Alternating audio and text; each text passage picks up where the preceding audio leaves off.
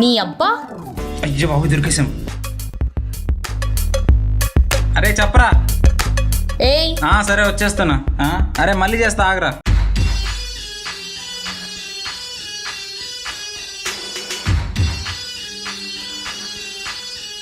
అయిపోయిందా నీ సొల్లు గార్చుడు? సొల్లు ఖర్చుడేంది? ఎవరు నేను చూసి సొల్లు ఖర్చుతలేడు. మళ్ళెవడ్రా కిటికీ నుండి దొంగలా తొంగి తొంగి చూసింది?